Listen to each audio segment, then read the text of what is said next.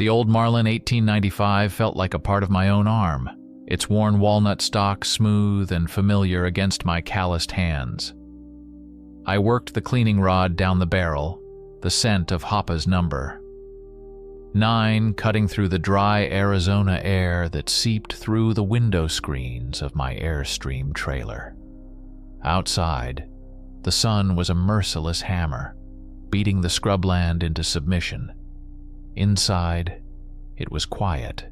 The only sound, the rhythmic scrape of brass on steel and the soft, heavy breathing of my companion. Buddy was sprawled out on the worn linoleum floor, a mountain of coarse, brindle-colored fur. He was a beast of a dog, 160 pounds of bone and muscle that suggested Irish wolfhound in his frame and Caucasian shepherd in his sheer, formidable bulk. But it was his eyes that truly set him apart. When he was awake, they were a pale, unsettling shade of amber, and they held an intelligence that had no business being in a dog's head. That and other things. The unusual structure of his paws, with their thick, almost retractable claws. His uncanny tolerance for pain. He was a perfect killing machine that just happened to love having his ears scratched. Right now, his eyes were closed, but I knew he wasn't truly asleep. Not in the way normal dogs sleep. Even in his deepest rest, his ears twitched, cataloging every sound. He was never truly off guard. Our life was a series of these quiet moments, punctuated by violence. We drifted from one forgotten corner of the country to another, a ghost in his shadow, living out of this silver tube on wheels. I didn't hunt for sport, and I damn sure didn't do it for the thrill. I did it because the world had things in its dark places that needed killing, and I was one of the few sorry sons of bitches who knew how to do it. The silence was broken by a shrill alien chirp. My satellite phone. It lay on the small Formica countertop, a clunky relic from a bygone era, but it was reliable where cell towers were a distant memory. I picked it up, the plastic warm to the touch. The caller ID was just a string of numbers. "This is George," I said, my voice rough from disuse. For a moment there was only static, then a man's voice, thin and stretched tight with panic. You're the guy? The one from the forum? The problem solver?" "I solve certain kinds of problems. Depends on what you've got." I leaned back in my chair, the old springs groaning in protest. "My name is Frank Abernathy. I've got a ranch in the hill country. Texas. Something's getting my cattle." The words came out in a rush, tumbling over each other. "The sheriff's department, they say it's a puma. Maybe a black bear that wandered too far south. But George, I've seen what a puma does. This ain't it. It's tearing them apart, ripping them open. The bones, they're snapped clean in two, like old twigs." I listened, my eyes drifting over to Buddy. His breathing hadn't changed, but the tip of his ear twitched. He was listening, too. "That's not the worst of it," Abernathy continued, his voice cracking. "I had a fella, a local hunter, name of Wade. Good kid, knew these hills like the back of his hand. I hired him to track whatever was doing this. He went out a week ago. We found his truck this morning, parked by the old limestone ridge. Engine's cold, his rifle was gone, but his phone, his wallet, everything was still on the seat. He's just gone. Disappearances. That was the hook. Predators kill livestock. They don't usually make people vanish into thin air." "What do the tracks look like?" I asked. "That's the other thing. They're huge. Bigger than any bear I've ever seen. And there's 5 toes. Sheriff says it's a deformity, but I don't know. They look wrong. It was a word I heard a lot. It was the word that paid my bills." I'll need $5,000 up front for expenses. Another 10 when the job is done, I stated flatly. It wasn't a negotiation. There was a choked sound on the other end of the line, then a sigh of resignation. Fine. Whatever it takes. I can't have this. My wife is scared to leave the house after dark. My men are threatening to quit. This ranch is all I have. I'll need directions. He gave them to me, his voice regaining a sliver of composure, the simple act of doing something, anything, a balm for his terror. After I hung up, the trailer was silent again. The money didn't matter, not really. It was just fuel, ammo, and jerky. It kept the truck running so I could get to the next place, the next problem. My war hadn't ended in the Mekong Delta. It had just changed shape, followed me home. I stood up and began to pack. It was a well-practiced routine. The heavy-duty lockbox from under the bunk, filled with custom-loaded 45 by 70 government rounds. Some were solid brass penetrators. Others were jacketed hollow points packed with a special mix of garlic powder, wolfsbane, and silver shavings. You never knew what you were going to run into. I grabbed my old canvas ruck, a first aid kit more suited for a field medic than a civilian, and a set of high-powered flashlights.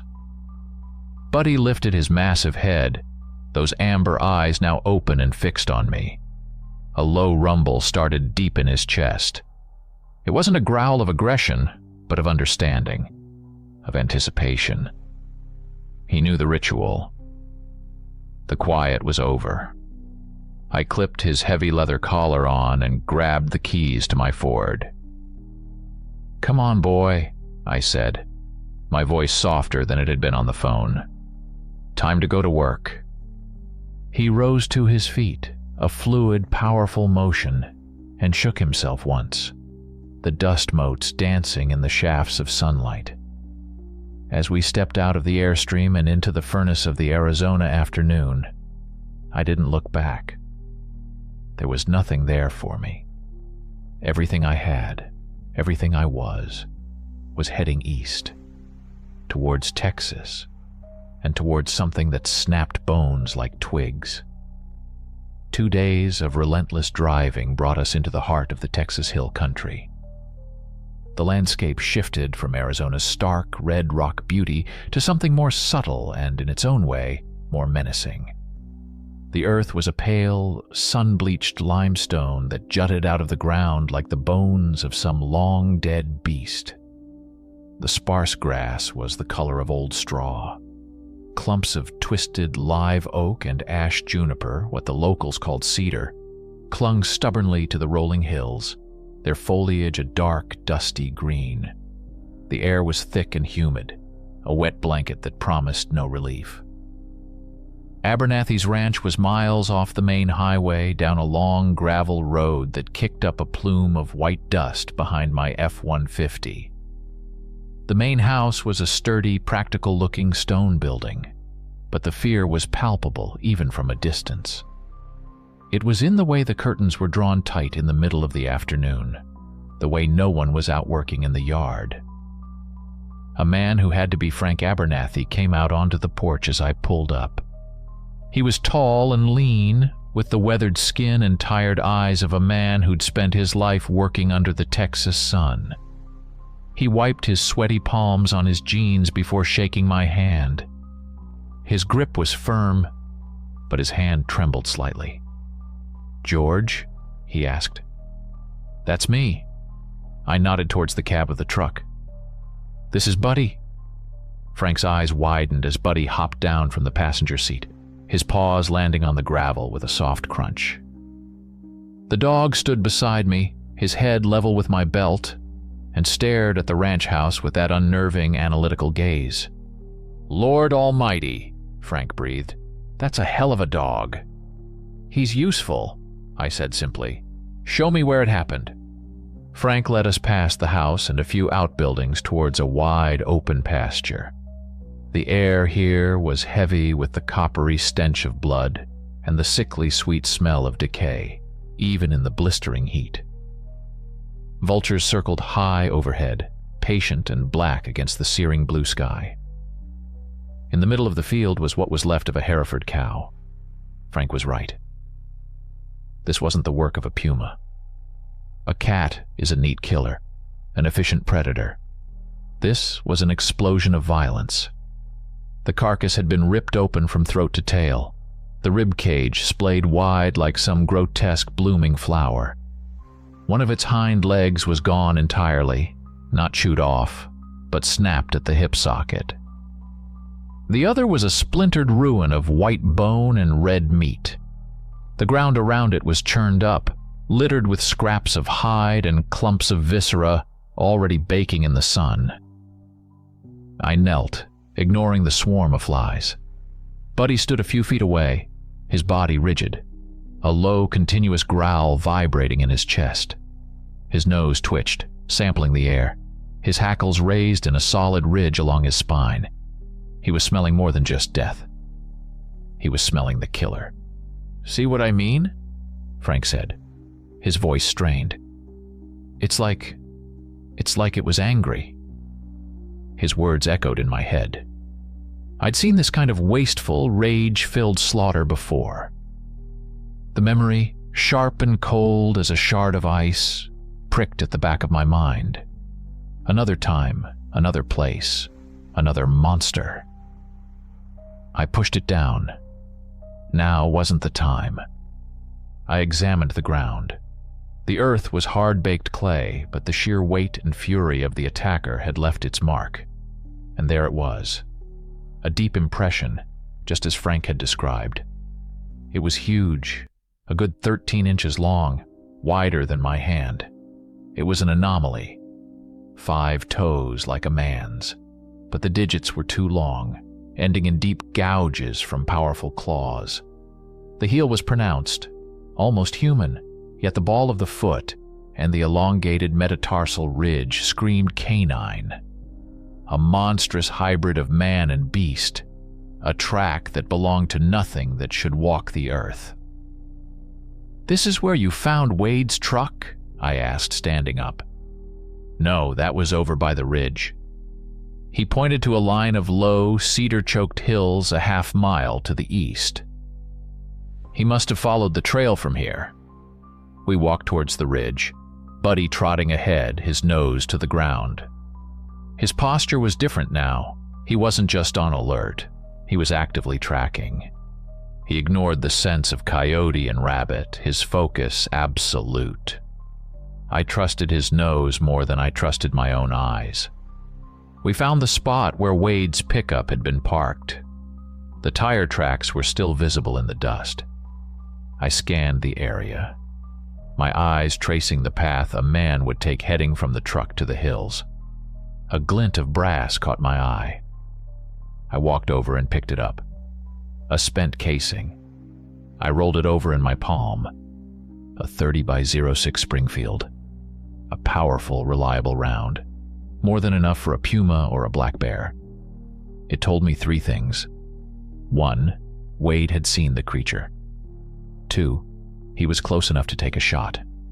3, the shot hadn't stopped it. I scouted a little further and my suspicions were confirmed. There was a dark, reddish-brown stain on the ground that the sun hadn't quite bleached away, and nearby, embedded deep in the trunk of a juniper, was a flattened piece of lead. A mushroomed bullet. Wade hadn't missed. Which meant the creature took a 30x06 round and kept coming.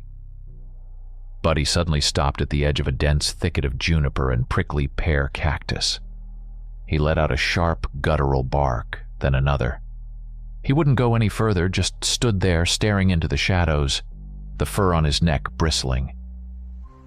"What is it, boy?" I murmured, resting a hand on his back. His muscles were coiled as tight as springs. I looked at the ground near the thicket. There was another track, clearer this time, pressed deep into a patch of softer dirt, and next to it, the drag marks. The story was starting to take shape. The creature killed the cow. Wade found the carcass and followed the tracks here. He confronted the beast, fired a shot that connected but didn't stop it, and then it took him. It dragged him into the dense, thorny scrub of the hills. "We'll wait for nightfall," I told Frank, who had come up behind me, his face pale.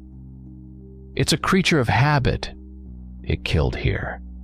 It'll be back." He just nodded, his eyes fixed on the dark thicket where Buddy was still standing guard. The fear that had been soaking into his land for weeks now had a shape. And it was the shape of a footprint that belonged to nothing on God's green earth. As dusk bled across the sky, painting the clouds in shades of bruised purple and angry orange, the Texas heat finally began to relent. The oppressive silence of the day was replaced by the chirping of crickets and the distant, mournful call of a whip-poor-will. It was a peaceful sound, a lullaby for a world that held no peace for me. "It'll come back to the pasture," I told Frank, as I pulled 2 heavy objects from my truck's toolbox. "It's an easy meal. It's either lazy or it's trying to draw you out. Either way, that's where we'll wait." The objects were modified bear traps, each a set of steel jaws with a spread of nearly 15 inches. I'd welded sharpened steel plates to the teeth. They weren't designed to hold. They were designed to cripple. I handled them with the respect a bomb technician gives an unexploded shell. Frank watched me, his face a mask of grim fascination. "You think those will hold it?" "They're not meant to hold it," I replied, wiping grease from my hands onto a rag. "They're an alarm bell. A very loud, very angry alarm bell." I chose a spot on the edge of the pasture, near the path the creature had taken towards the ridge. I dug shallow pits for the 2 traps, covering them with a thin layer of dust and dried grass, the chains staked deep into the hard-packed earth. Between them, I set up my early warning system. It was simple but effective. A length of high-tensile fishing line stretched about a foot off the ground, tied to the triggers of 3 emergency road flares. Anything stumbling through would set them off, bathing the area in a harsh chemical glare. We took up our position in Frank's old Chevy pickup, parked about 200 yards away, tucked behind a stand of gnarled live oaks. I sat in the driver's seat, the Marlin resting across my lap, its metal cool against my legs. Buddy sat silently in the passenger seat, his massive head framed by the open window, his amber eyes scanning the darkness. He wasn't panting or fidgeting. He was perfectly still, a statue of coiled potential. Hours crawled by. The moon, a pale sliver, rose over the hills, casting long, distorted shadows that played tricks on the eyes. Every rustle of leaves, every snap of a twig sent a jolt through the oppressive quiet. Frank, who had insisted on waiting with us, had fallen into a restless sleep in the back seat, his occasional snores a strange, human counterpoint to the night's tension. It was Buddy who gave the first warning. A low rumble, almost too deep to be heard, vibrated through the truck's cab. His head was cocked, his ears swiveled forward, focused on the darkness of the pasture. I followed his gaze, my hand tightening on the rifle. For a long time, there was nothing, just the whisper of the wind through the dry grass. I began to think it was a false alarm, a coyote, or a wandering deer. Then came the sound, a sharp, metallic clang, followed by a high-pitched, unearthly shriek that ripped through the night. It wasn't the roar of a bear or the scream of a cat. It was thin and reedy, a sound of pure agony and terror. The creature thrashed wildly in the trap's grip, and in its panic, its flailing arms snagged the nearly invisible fishing line strung between the traps. A split second later, The flares ignited with a series of loud hisses. The pasture was flooded with a blinding magnesium-white light, chasing the shadows away and revealing the source of the commotion. There, caught in the jaws of one of my traps, was a nightmare. It was tall, at least 7 feet, but painfully emaciated, its frame a stick figure of bone wrapped in tight grayish skin. It stood on 2 long digitigrade legs like a canine, its arms thin and wiry, ending in long, delicate fingers. Its head was narrow and coyote-like, with a long snout and oversized ears. But the worst part was its eyes. They were huge black orbs that glowed with a faint internal luminescence in the flare light, and they were wide with mindless panic. It thrashed and writhed, its shrieks tearing at the air, the steel teeth of the trap clamped tight around its slender ankle. My first thought was a surge of adrenaline, of triumph. Got you, you son of a bitch. But as I stared at it through the windshield, the feeling soured. This thing was not what had torn that cow apart. It was too frail, too slight. Its hands had long fingers, yes, but no claws to speak of. Its teeth, visible as it shrieked, were small, fit for scavenging, not for snapping the leg bone of a 1,000-pound steer. The tracks I'd seen were wide and powerful. This thing's feet were long and narrow. This was something else entirely. I'd read about them in a dusty old field guide to southwestern cryptids. A night walker. A shy, nocturnal creature from local folklore said to be a bad omen but largely harmless. A carrion eater drawn by the smell of the week-old kill. A cosmic joke. I'd set a trap for a titan and caught a ghost. "What in God's name is that?" Frank whispered from the back seat, his voice filled with awe and terror. "A distraction," I grunted, opening the truck door. "Stay here." I grabbed my flashlight and a heavy pair of bolt cutters from the toolbox and walked slowly towards the trapped creature. Buddy was at my side, growling low, not with the aggressive fury he'd shown earlier, but with a confused, wary curiosity. The Nightwalker stopped its shrieking as I approached, its glowing eyes tracking my every move. It huddled on the ground, trembling, its trapped leg bent at an unnatural angle. It was just a scared animal, a weird, displaced piece of the natural order that had stumbled into the wrong place at the wrong time. "Easy now," I said, my voice low and calm. "Just want to help you out of this mess." It watched me, its chest heaving, as I knelt and examined the trap. The jaws had bitten deep. I positioned the bolt cutters on the heavy spring mechanism. The creature flinched, but didn't attack. It seemed to understand. With a loud snap, the tension released, and the steel jaws sprang open.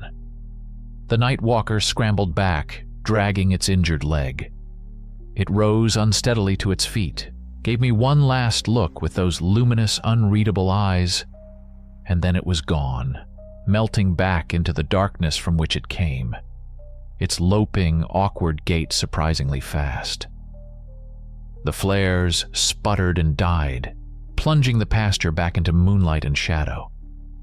The silence that returned was deeper, heavier than before. The real killer was still out there. It hadn't come for the easy meal. It knew we were waiting. It was smart. And now it knew we were here.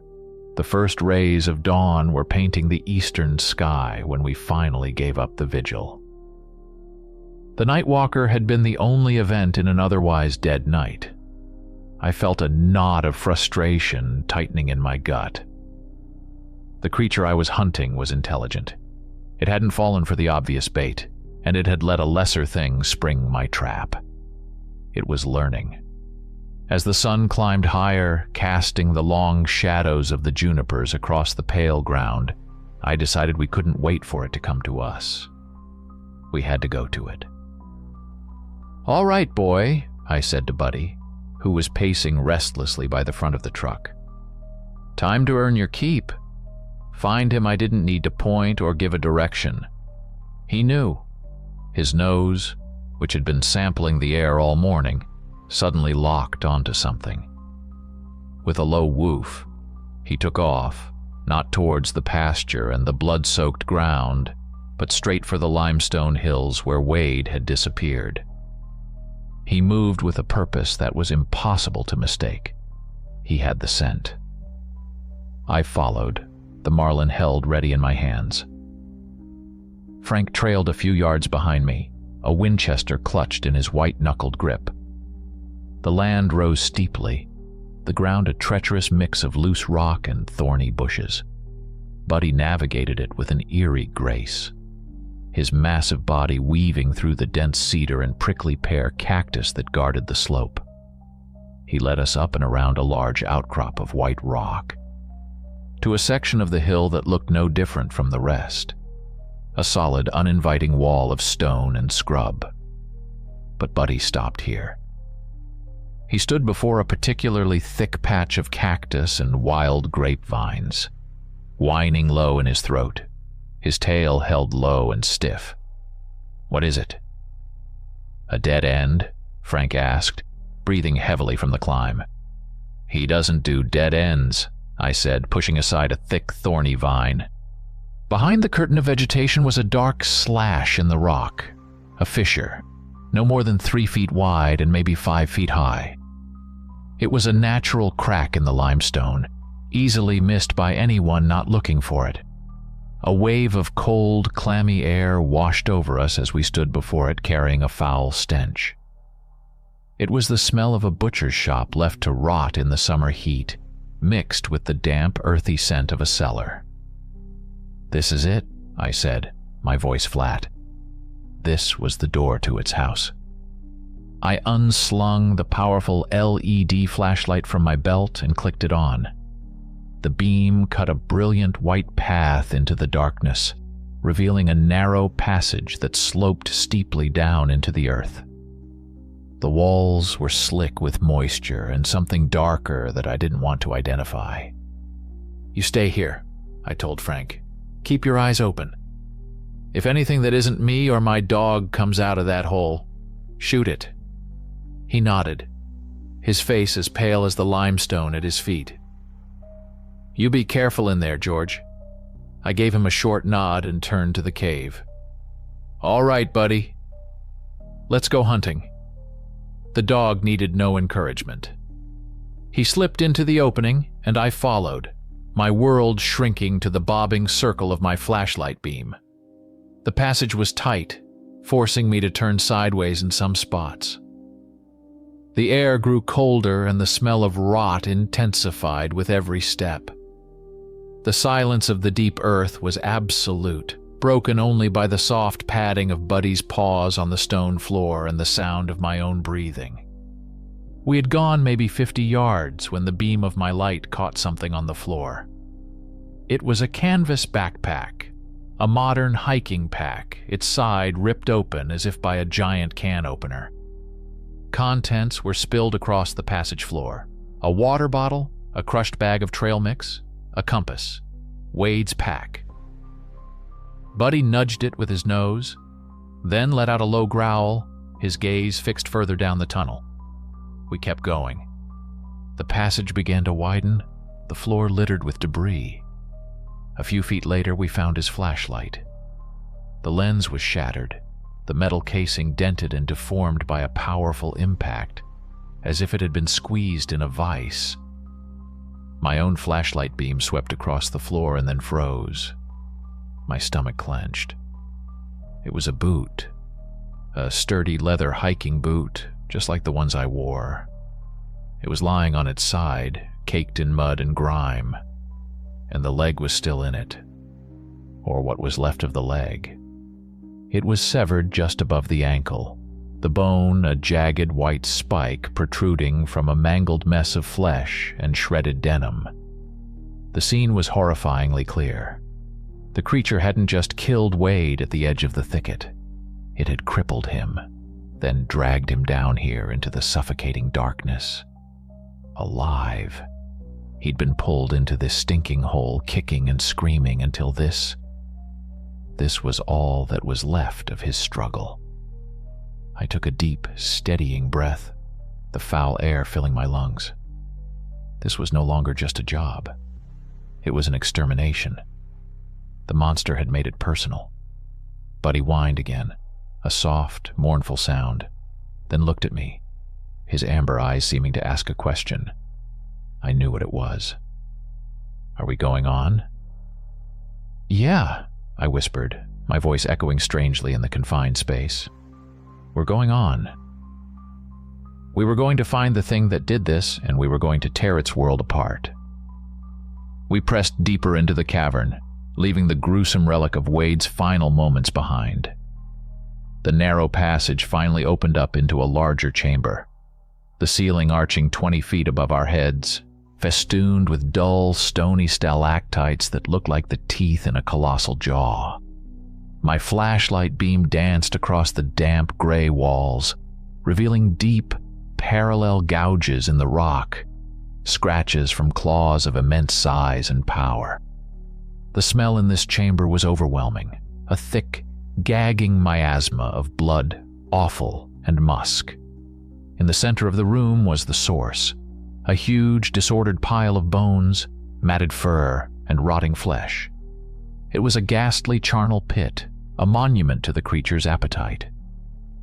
I could make out the skeletal remains of at least 4 or 5 cows, their bones picked clean and cracked open for the marrow. Mixed in with them were the smaller bones of deer and coyote. This was its larder, its dining room. Buddy, however, paid the bone pile little mind. He advanced slowly to the center of the chamber, his body low to the ground, his nose working frantically. He whined, a high-pitched sound of intense agitation, but he wasn't looking at the gory remains. He was staring into a dark, gaping tunnel on the far side of the chamber, a black maw that promised even deeper darkness. He knew this was just a stopping point. The beast's true lair, its nest, was further in. The creature wasn't here, but it would be. A predator always returns to its den. The question was, when? I couldn't risk it surprising us in one of these tight passages. This chamber was as good a place as any to make a stand. It offered room to maneuver. "Okay, boy. We wait here," I murmured, giving his neck a rough pat. I unslung my rucksack and pulled out my preparations. I wasn't going to rely on just the marlin. This thing was smart and it was strong. I needed an edge. From a padded pouch, I took out 3 small cylindrical canisters.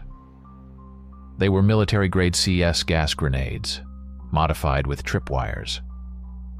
I felt a faint, steady draft pulling air out of the tunnel toward the surface, a natural chimney effect that would carry the gas away from my position. Perfect. I found suitable anchor points in the rock, stringing the thin, almost invisible wires only across the main entrance the creature would use at different heights. If it came rushing in, it would be met with a face full of incapacitating gas. It wouldn't kill it, but it would choke it, blind it, and hopefully give me the precious seconds I needed to land a clean shot. Next, I checked my weapon. I ejected the standard brass-jacketed rounds from the Marlin's tube magazine, replacing them with my own hand-loaded specials. Each 45 by 70 cartridge was filled with a heavy 405-grain lead slug I'd cast myself from an alloy containing just over 10% pure silver. Superstition? Maybe. But I'd seen things in my life that defied neat scientific explanation. Sometimes the old ways were the best ways. And even if the silver had no mystical effect, a slug that size hitting you at 1,300 feet per second would ruin anyone's day, natural or not. I chambered around with a solid, satisfying clack. With the trap set and the weapon ready, all that was left was to find a place to hide. A massive pillar-like stalagmite stood near the wall, a perfect column of shadow in the vast, dark room. It offered cover and a stable rest for the rifle. "Here, buddy," I whispered, pointing to the darkness behind the rock formation. "Quiet now." He understood immediately, sinking to the ground without a sound, his body vanishing into the gloom. I settled in beside him, my back against the cold, damp stone. I switched off my flashlight, plunging the cavern into an absolute primordial blackness that was so total it felt like a physical weight against my eyeballs. The only light was the faint, ghostly green glow from the tritium sights on my rifle. And then we waited. Time ceased to have meaning in the silent, oppressive dark. Minutes stretched into what felt like hours. The only sounds were the slow drip, drip, drip of water from the ceiling, and the thumping of my own heart against my ribs. My senses were on fire. Every distant rumble of shifting rock, every puff of air from a connecting tunnel, made the muscles in my neck and shoulders tighten. Buddy was a rock beside me, a silent, warm presence. I could feel the tension in his body, the way he held his breath, listening. He would know it was coming long before I did. I rested my hand on his back, the coarse fur a familiar comfort in this alien, hostile place. We were a team. We had been through worse than this. Or maybe we hadn't. It started with a sound so faint I almost missed it. A distant scraping, like stone grinding on stone. It was irregular, rhythmic, the sound of claws. It was coming from the dark tunnel Buddy had been so fixated on. I felt him tense under my hand, a silent signal that confirmed what I was hearing. The scraping grew louder, closer. It was accompanied by a wet, snuffling sound, the noise of a large animal scenting the air. It was taking its time, cautious. My thumb found the rifle's hammer, pulling it back with a soft, oily click that sounded like a cannon shot in the stillness. I pressed the stock tight against my shoulder, my eye aligning with the glowing sights, pointing them towards the center of the dark opening. My heart pounded a frantic rhythm against my ribs. My breath hitched in my throat. Come on, I thought. The words a silent prayer to whatever dark gods ruled this underground kingdom. Come on, you bastard. Walk into my parlor. The scraping stopped right at the edge of the tunnel. An unnerving silence fell over the chamber. It knew. It sensed something was wrong. Then a new sound began. A low, guttural rumble that vibrated through the stone floor and up into my bones. A growl filled with ancient, predatory hatred. The trap was about to be sprung. Buddy's body went rigid beside me, a deep, suppressed growl building in his throat like the rumbling of an earthquake. The air in the chamber grew heavy, charged with a primal electric tension. The snuffling from the tunnel ceased, replaced by the sound of a massive body shifting in the darkness, the scrape of claws on rock echoing with predatory patience. I held my breath, my finger resting lightly on the Marlin's trigger. The green tritium sights glowed, a tiny beacon of order in a world of absolute chaos aimed squarely at the black void of the tunnel mouth. Any second now, I thought. Just take one more step. Then, a shape began to resolve itself from the deeper darkness. It wasn't a sudden appearance, but a slow, deliberate emergence, as if the shadows themselves were coalescing into a solid form. First, a massive, elongated snout, sniffing the air. Then, a pair of eyes that caught the faint ambient light and reflected it back not as a simple shine, but with a malevolent, ember-like glow. The creature stepped fully into the chamber, and the breath I was holding escaped my lungs in a silent gasp. It was huge, standing easily over 7 feet tall on powerful digitigrade legs that bent like a wolf's, but with a horrifyingly human-like musculature. Its torso was broad and heavily muscled, like a champion bodybuilder's, and covered in a coat of coarse dark fur. Its arms were long and powerful, ending in hands that were a grotesque fusion of human and canine, with thick, stubby fingers tipped with claws like black, curved daggers. And the head. The head was that of a monstrous prehistoric wolf, all sharp angles and brutal power, with a jaw capable of snapping a femur like a breadstick. Saliva dripped from its black lips, and I could hear it sizzle faintly where it struck the stone floor. I froze. My mind, trained to identify, categorize, and kill, raced through its catalog of nightmares. This was no Wendigo. No skinwalker. I'd seen sketches, read frantic, half-believed accounts from terrified eyewitnesses in the North Woods. Michigan, Wisconsin, the creature of Bray Road. It was a dog man. 1,000 questions screamed through my mind. What in the hell was it doing this far south? Their territory was supposed to be the cold, dense forests of the Great Lakes region. This arid, sun-scorched Texas landscape was as alien to it as the surface of the moon. It was a predator impossibly far from its hunting grounds, a biological and supernatural anomaly. The dogman took another slow, cautious step into the chamber, its head swinging from side to side. It was a hunter. It wasn't just a beast, driven by instinct. I could see the intelligence in those glowing eyes, the cunning. It was assessing the room, mapping it out, trusting its senses above all else. And its senses were telling it something was wrong. It stopped dead, 20 feet from my position, its nostrils flaring, its massive head tilted, and it let out a soft, inquisitive snort. It smelled me. Or maybe it smelled the faint chemical tang of the CS gas canisters, or the metallic scent of the steel traps.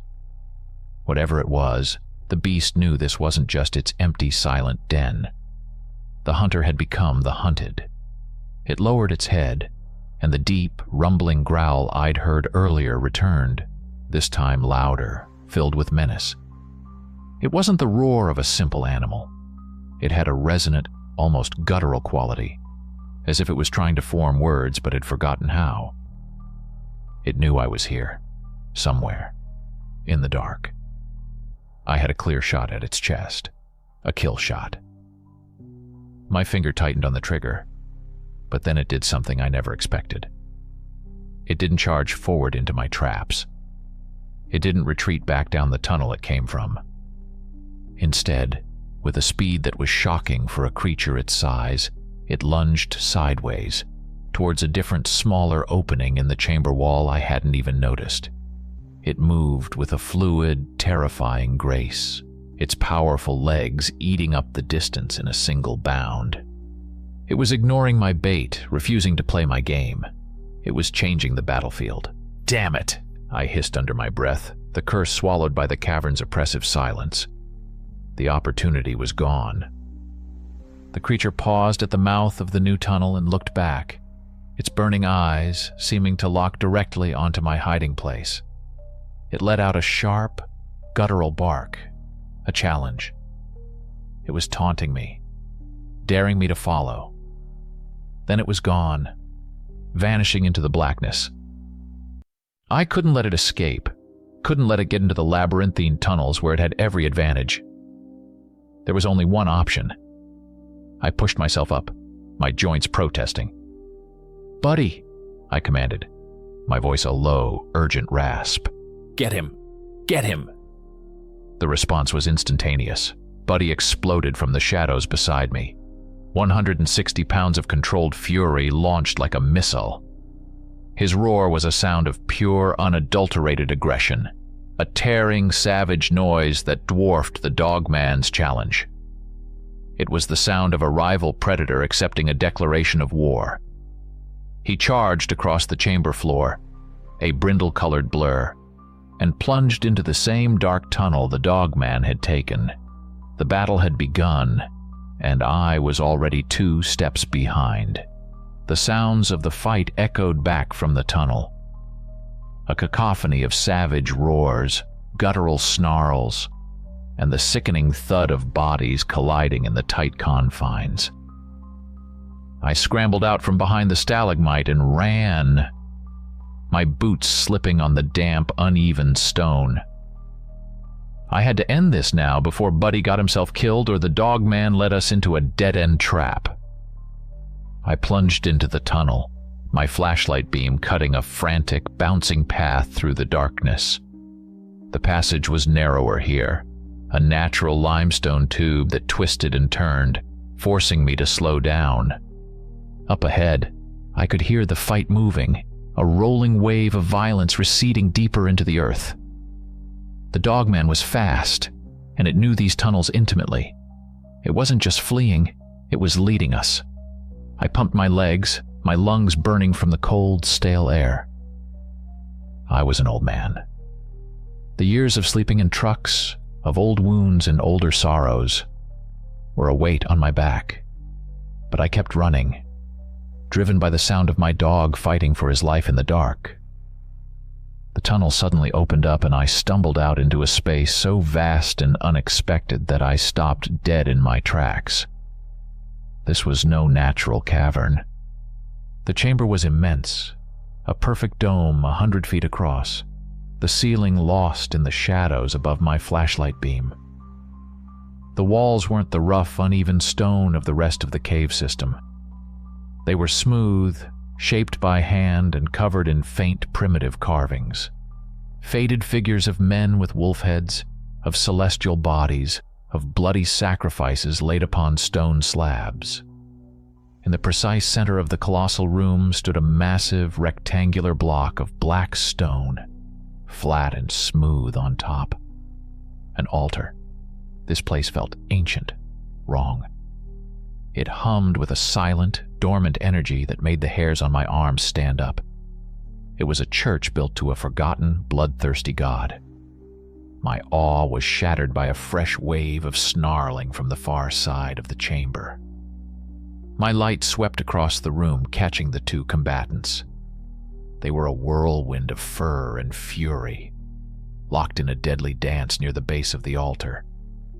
The dogman was bigger, stronger, but Buddy was faster, more agile, his hybrid nature giving him a ferocity that bordered on the supernatural. He darted in, snapping at the dogman's legs, then dodged away from the sweep of its massive clawed hands.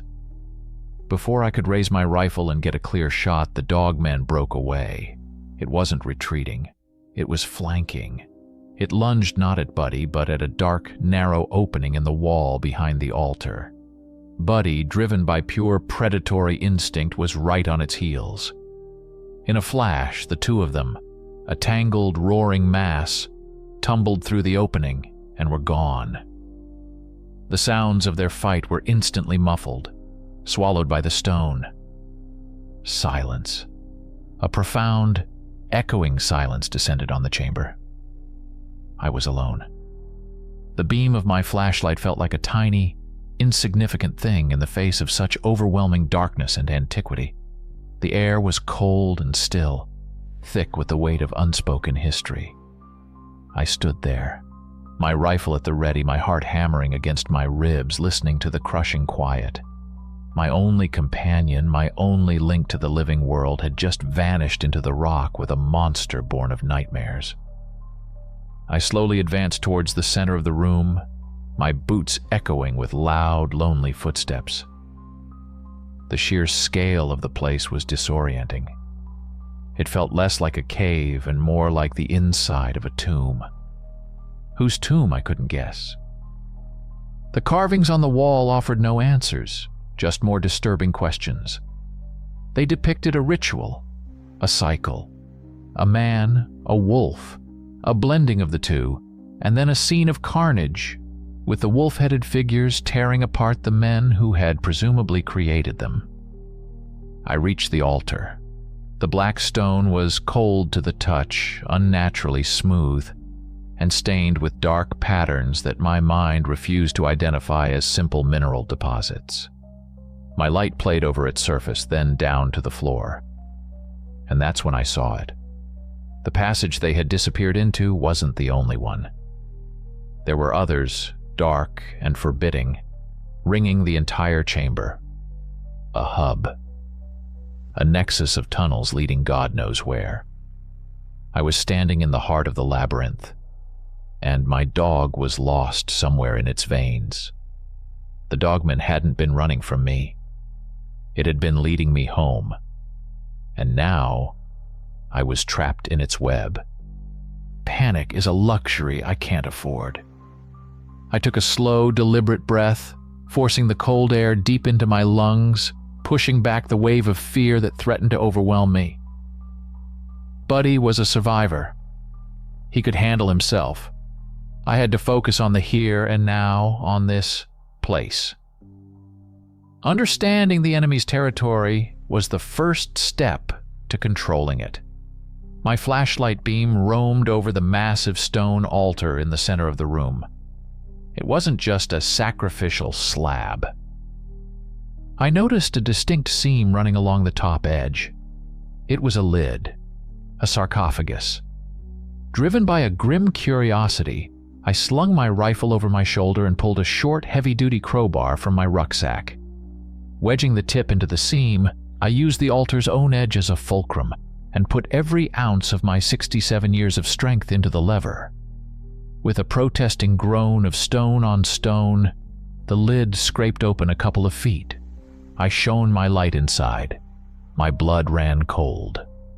Lying within were two complete skeletons, intertwined in a final, macabre embrace.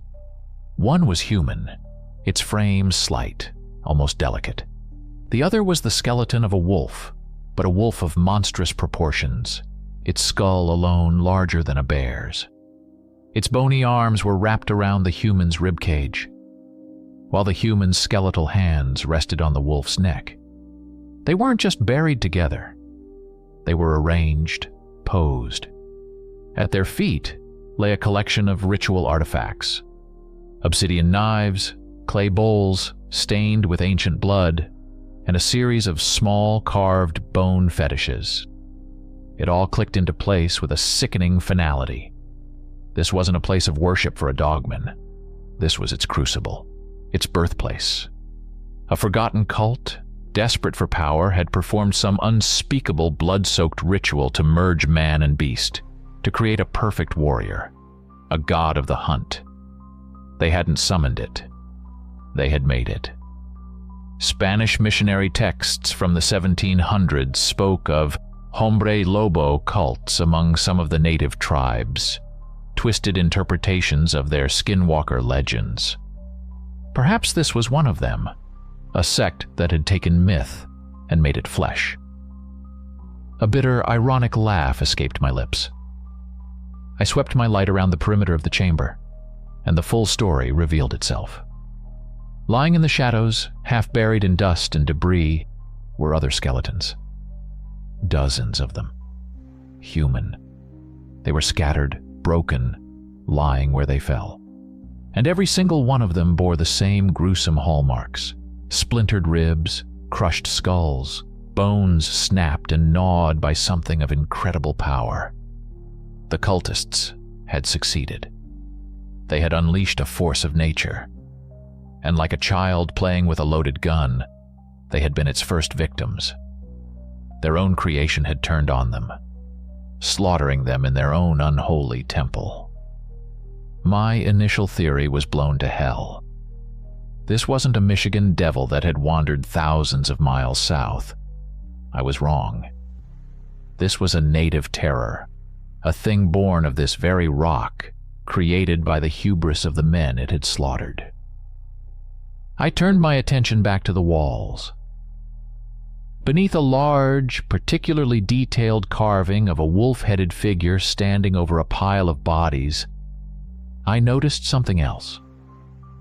A shallow depression in the floor, almost a hollow, tucked away behind a large fallen stele.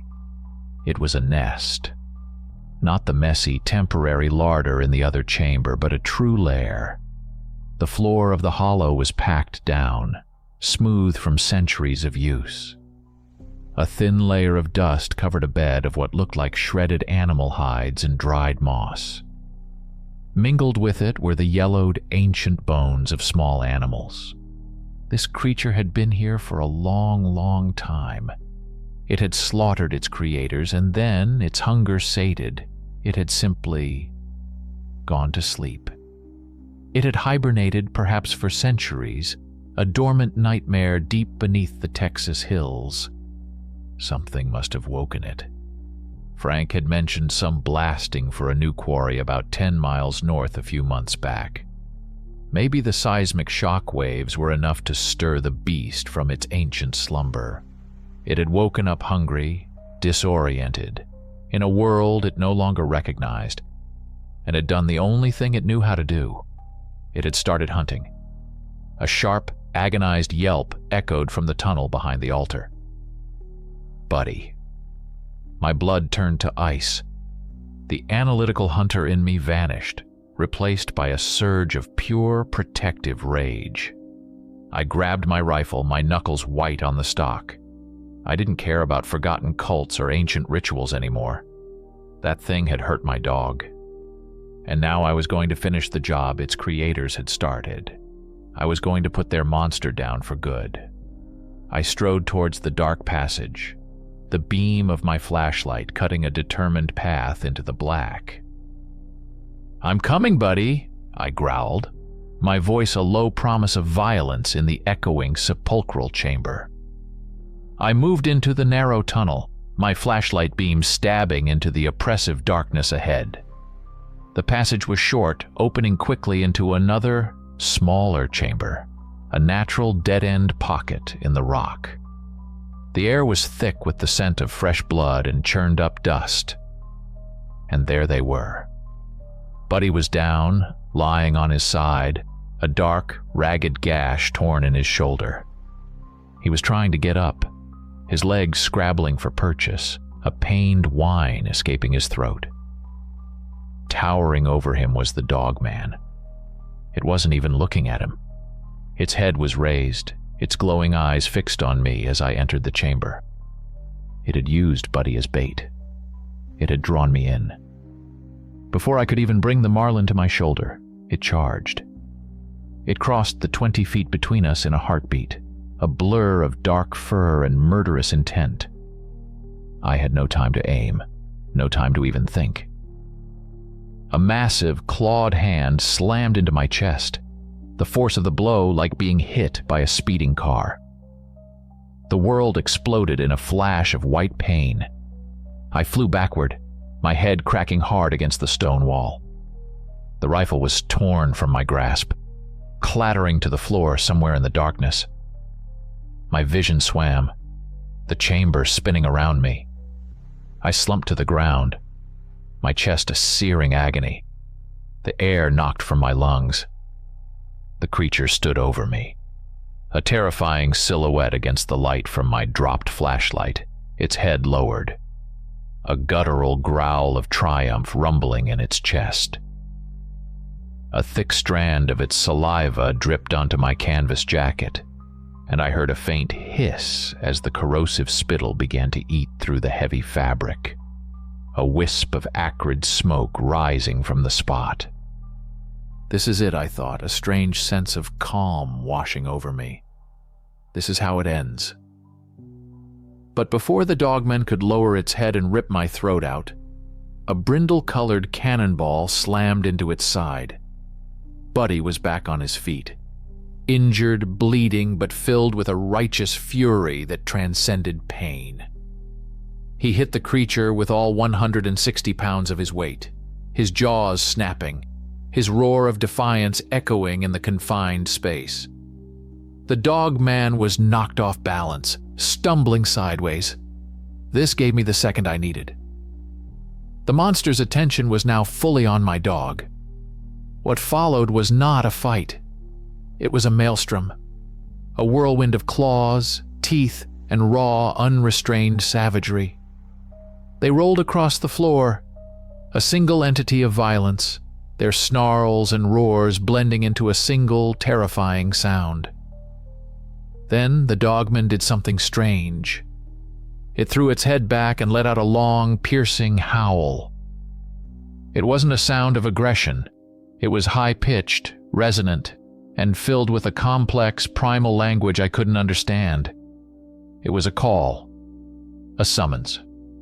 Buddy, who had been latched onto the creature's leg, suddenly went still. He released his grip and backed away, a look of profound confusion in his amber eyes. He shook his massive head, as if trying to clear it. He was a hybrid, a creature of two worlds. The dogman's howl wasn't a threat. It was a call to kin. The ancient, wild blood that flowed in Buddy's veins was responding, drawn to this pure, undiluted source of his own monstrous nature.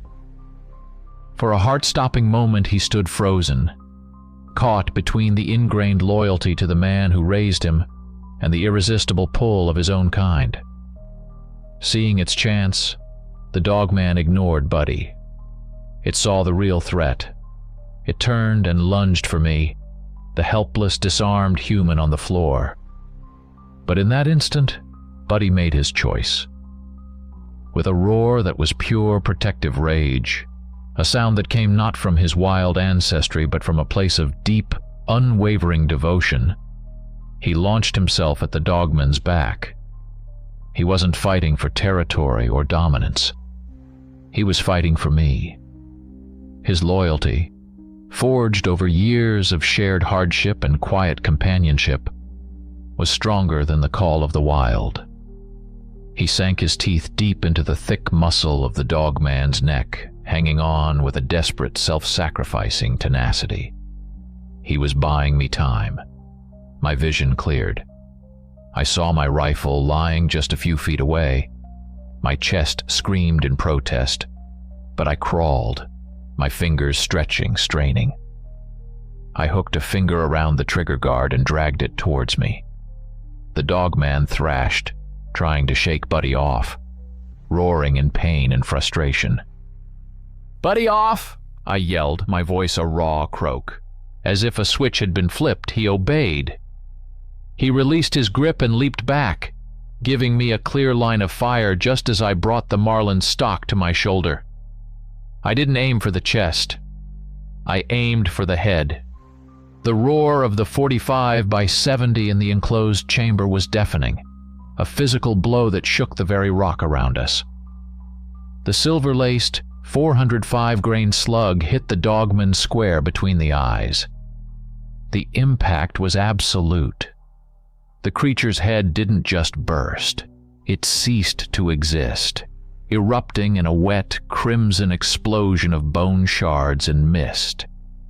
The massive skull was turned inside out, opening up like a split ripe melon. The massive body stood erect for a second, headless, before collapsing to the floor like a felled tree, its final tremor shaking the ground. Silence. The only sounds were my own ragged breathing and Buddy's pained whimpering. It was over. I pushed myself into a sitting position, my whole body screaming in protest. The air was thick with the smell of gunpowder and blood. The dogman's colossal, headless corpse lay steaming on the stone floor, an obscene monument to a battle that should never have been fought. First things first. I crawled over to Buddy. He was licking the deep, ugly gash on his shoulder, his tail giving a weak, hesitant thump against the floor when I reached him. "You did good, boy," I whispered, my voice thick. "You did real good." I pulled the first aid kit from my rucksack. I cleaned his wound as best I could with antiseptic wipes and slathered on a thick, pungent salve of my own creation, a mix of comfrey, yarrow, and pine sap that would ward off infection and speed healing. He winced but held still, trusting me completely. As I worked, my mind flashed back to a cold, misty morning in the Appalachian Mountains, not long after my world had ended. I was hunting the Wendigo that had taken my wife, Sarah, and our little girl Lily. I had been consumed by a grief so vast and empty it had almost swallowed me whole. I tracked it for weeks, living on hate and stale rations.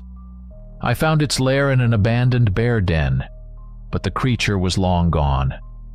All that was left was a scene of old carnage and, tucked away in a corner, whimpering and half-starved, a tiny, strange-looking puppy. He was all alone, his brindle fur matted, his eyes already holding that uncanny, intelligent amber glow. I didn't know what he was, only that he was an orphan, just like me. In that moment, in the depths of my own personal hell, I had found something to save. Or maybe he had found me.